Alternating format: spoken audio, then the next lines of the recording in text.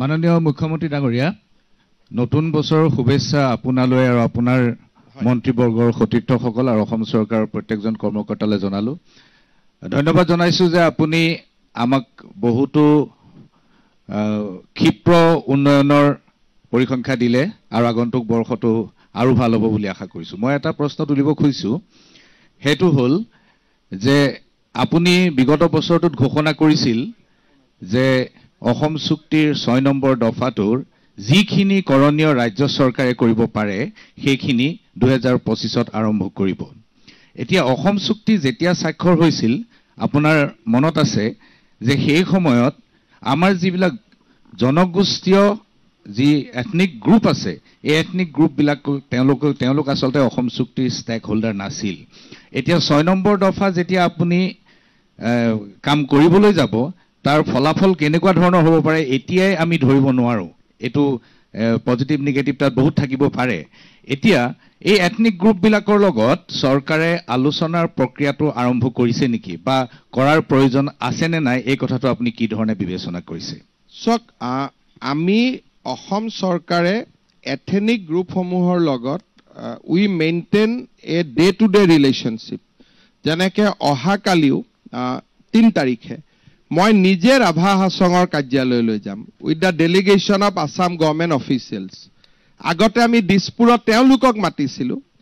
এইবাৰ অসম বিধানসভাৰ বাজেট অধিৱেশনখন আমি কোকৰাঝাৰত অনুষ্ঠিত কৰিম প্ৰথম দিনটো। আগতে জনগোষ্ঠীসমূহক দিছপুৰত মাতিছিল, এতিয়া আমি তেওঁলোকৰ মাজলৈ গৈছোঁ।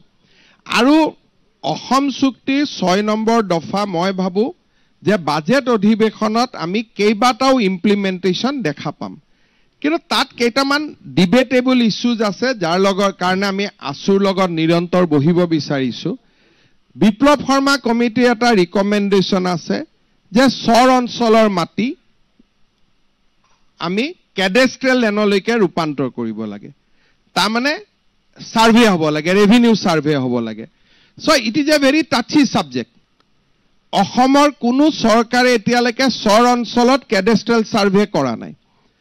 ন' ডাউট তাৰ ফলত মাতব্বৰৰ সংখ্যাও বৃদ্ধি পাইছে।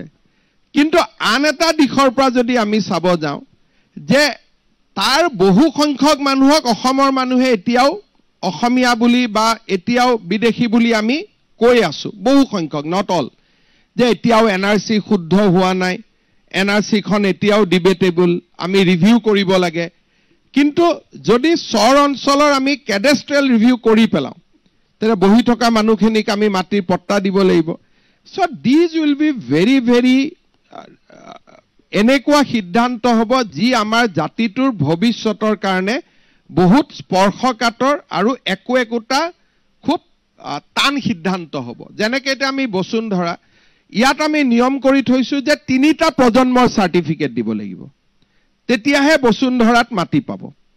এতিয়া চৰ অঞ্চলত কেডেষ্ট্ৰিয়েল ছাৰ্ভে কৰিব যোৱাৰ পিছত whether the criteria will be same or something different. যদি আমি কওঁ যে আমি কেডেষ্ট্ৰিয়েল ছাৰ্ভে কৰিম কিন্তু 3টা প্ৰজন্মত বহি থকা মানুহে মাটি পাব, তাৰমানে উইল গ' বেক টু 1951।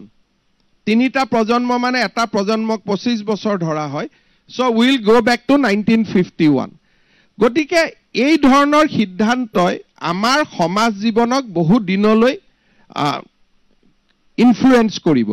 সেইকাৰণে মই ভাবোঁ যে জনগোষ্ঠীয় সমস্যাখিনি যিহেতু আজি অসমীয়া মানুহ আৰু জনগোষ্ঠীৰ মাজত সম্পৰ্ক বহুত ইম্প্ৰুভ হৈ গ'ল, ট্ৰাইবেল ভাৰ্চেছ নন ট্ৰাইবেল, অসমীয়া ভাৰ্চেছ জনগোষ্ঠী, অসমীয়া ভাৰ্চেছ আমাৰ বিভিন্ন ক্ষুদ্ৰ ক্ষুদ্ৰ জাতি সত্তা, এই দিশত যোৱা 10-5 বছৰ 20 বছৰত I am being a political we have improve A relation আৰু এতিয়া এটা বিশ্বাসৰ পৰিৱেশ হ'ল। চ' সেইকেইটা ৰিজলভ কৰোঁতে বিপ্লৱ শৰ্মা কমিটিত মই ভাবোঁ it is not a issue. এতিয়া অসমীয়া মানুহে কোনেও বেয়া নাপায় আমি যদি কওঁ যে বড়ো ভাষাক ইউনিভাৰ্চিটিলৈকে মিডিয়াম অফ লেংগুৱেজ দিব লাগে।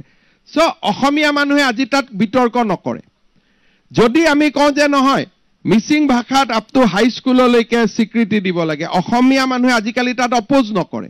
Because we have largely resolved that contradiction. কোনো চৰকাৰে কৰা নাই, মানুহে নিজৰ সহনশীলতা নিজৰ বুদ্ধিমত্তা দি এই ইস্যুজবিলাক ৰিজলভ কৰি পেলালে বাট another issue is yet to be resolved যে চৰ অঞ্চলত যেতিয়া আমি যাম আমাৰ অসমীয়া মানুহৰ এপ্ৰ'চটো কি হ'ব সেইকাৰণে মই ভাবো যে বিপ্লৱ শৰ্মা কমিটিক লৈ আসুৰ লগত আমাৰ বহুখিনি আলোচনা হ'ব বাকি ৰাইজৰ লগতো আলোচনা হ'ব আৰু এপ্ৰিলৰ ভিতৰত ৰাজ্য চৰকাৰৰ দায়িত্বত থকা most of the recommendation আমি পুৰা কৰিব খুজিছো either way কোনবাটো ৰিজেক্ট কৰিব লাগে ৰিজেক্ট কৰিম কোনবাটো একসেপ্ট কৰিব লাগিলে একসেপ্ট কৰিম বাট whatever is in the charge of Assam government by April আমি বিপ্লৱ শৰ্মা কমিটিখন সম্পূৰ্ণভাৱে ৰূপায়ণ কৰিব খুজিছো এতিয়া আপোনালোকক মই এটা সৰু কিছুমান কথা ক'ব লাগিব যে জাস্ট এটা এক্সাম্পল দিছো আমি বহুত সময়ত কওঁ যে আমাৰ অসমত বাহিৰৰ পৰা মানুহ আহি কাম কৰিব নালাগে যেতিয়া আমি অসম চৰকাৰে নীতি বনাও হাই কোৰ্টে কোৱাছ কৰি দিয়ে যে ইণ্ডিয়া ইজ ওৱান কাণ্ট্ৰি গতিকে আপোনালোকে তাৰ ইয়াৰ মাজৰ প্ৰবাহটো বন্ধ কৰিব নোৱাৰে তাৰ কাৰণে আমি নতুন নতুন ব্যৱস্থা হাতত লৈছো এইবাৰ আমি সেই কাৰণে এটা হাই কোৰ্টৰ বিভিন্ন জাজমেন্ট কালেক্ট কৰি ডমিসাইল পলিচি এটা আনিব খুজিছো যে অসমত কাৰ চাকৰি পোৱা যোগ্য আছে যাতে বিধানসভাত আমি এখন আইন প্ৰণয়ন কৰিব পাৰো a domicile policy for the state of Assam যাতে হাই কোৰ্ট কেছবিলাকত আমি হাৰিব নালাগে উইদাউট এক্ট এণ্ড পলিচি থলুৱা নিযুক্তি বুলি কৈ থাকিলে নহয় গৈ সেই কাৰণে এইবাৰ আমি বিপ্লৱ শৰ্মা কমিটিৰ লগতে ৰজিতা খুৱাই we want to bring an act যে অসমত চৰকাৰী চাকৰি পোৱাৰ যোগ্যতা কোন কোন মানুহৰ থাকিব সব বহুত বিলাক কাম 2025ত আমি দেখা পাম যিকোনো খবৰৰ বাবে যোগাযোগ কৰক 7099017330 লগতে 7099017110 নম্বৰত